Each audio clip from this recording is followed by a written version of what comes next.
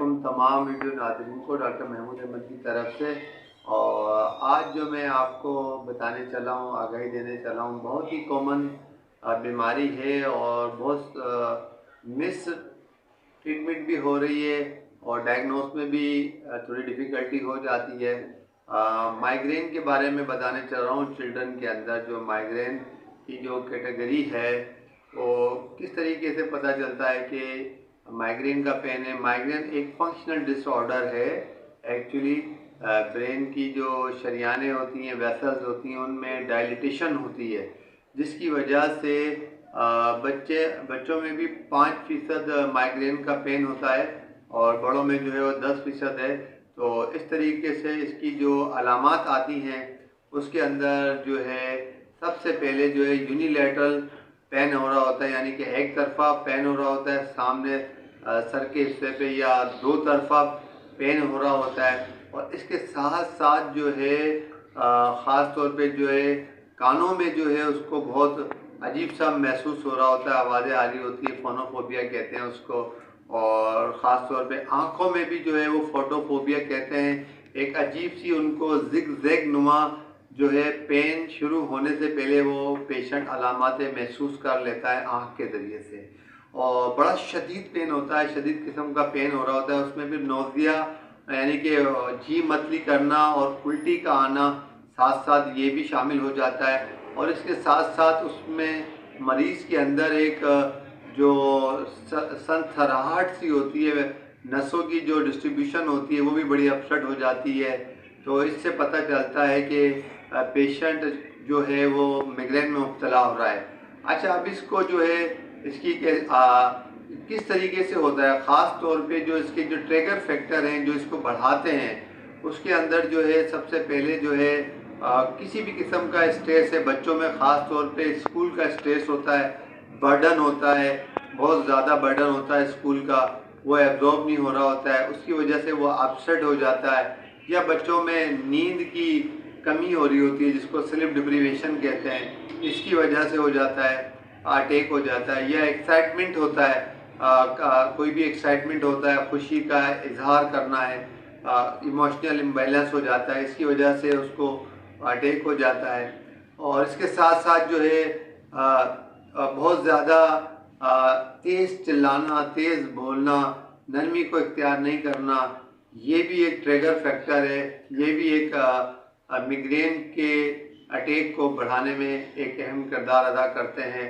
और इसके बाद में जो है पता चल जाता है कि ये पेशेंट को माइग्रेन हो रहा है। अच्छा, इसमें जो नेसेसरी इन्वेस्टिगेशन भी करा लेते हैं ताकि दूसरी बीमारियों को खारिज कर दिया जाए, तो इसमें ब्रेन की ईईजी होती है, इलेक्ट्रोएंसेफेलोग्राम, वो भी करा लेते हैं। कोई और बीमारी ना हो, सिटी स्कैन ब्रेन का प्लेन, वो भी करवा लेते हैं। बच्चों में आमतौर पे हम पेन के हवाले से पैरासीटामोल और आइबुप्रोफेन देते हैं 10 मिलीग्राम पर केजी के हिसाब से 4 आवर्ली देते हैं।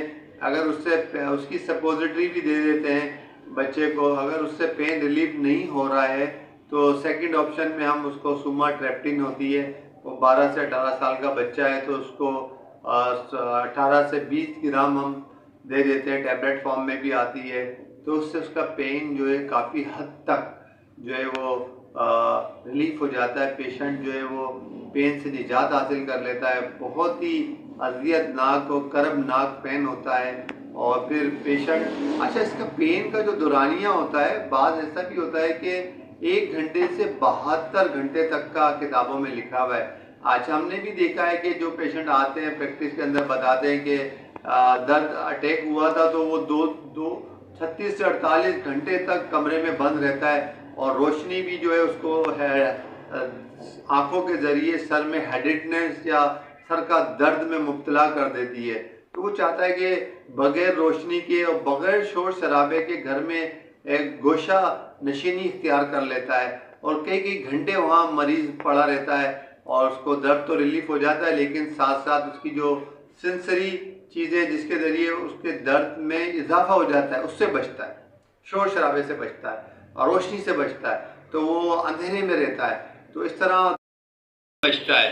तो फिर बाद में जो इस तरह के मरीज़ देखे हैं, ठीक है, प्रैक्टिस में आए और ऐसी बात नहीं है, ट्रीटेबल है और इसमें फिर ये है कि नॉन मेडिसन थेरेपी भी होती है। उसमें सेल्फ हाइपोनोसिस यानी कि मरीज़ नींद कैसे लेकर आए, नींद का एक अहम और बड़ा कलीदी किरदार होता है कि ऐसे मरीज़ों की नींद पूरी हो रही होती है उम्र के हिसाब से, तो उनमें बहुत कम चांसेस होते हैं। और फिर साथ साथ में उनको जो है बिहेवियरल थेरेपी भी की जाती है कि वो अपने गुस्से को कंट्रोल में रखें ताकि अटैक कम आए।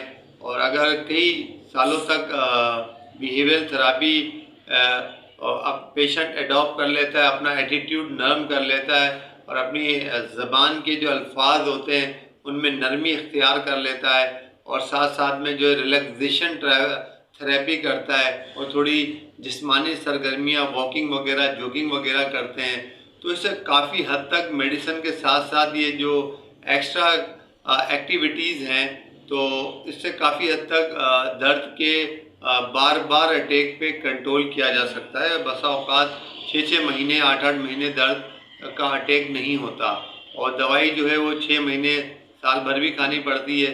और पेशेंट की असल जो इसमें रोल है वो बिहेवियरल थेरेपी का है कि पेशेंट के जो इमोशंस हैं उसको उसने सस्टेन रखना है, एक जैसा रखना है, ताकि उसके भड़क जाने की वजह से पेशेंट को पेन का अटैक होगा। उसमें अच्छा कोई भी चीज़ हो सकती है, कोई चीज़ लॉस हो जाए और कोई चीज़ डिप्रेशन स्ट्रेस में ना चले जाए, किसी भी वजह से कोई सर पे भारी स्ट्रेस ना आ जाए, और इन तमाम चीज़ों को वो कंट्रोल रखेगा, पोलाइट लेगा और थोड़ा सा इन चीज़ों पे अपने अंदर जो है टॉलरेंस को बढ़ा लेगा, तो इस पे भरपूर तरीके से कंट्रोल किया जा सकता है, बल्कि ख़त्म भी हो सकता है। उम्मीद करता हूँ कि ये मेरी वीडियो पसंद आई होगी। अगर पसंद आई है तो इसको लाइक भी कीजिएगा, शेयर भी कीजिएगा। इंशाल्लाह दोबारा फिर नई वीडियो के साथ मुलाकात होगी। जब तक के लिए इजाज़त दी डॉक्टर महमूद को। अल्लाह हाफ़िज़।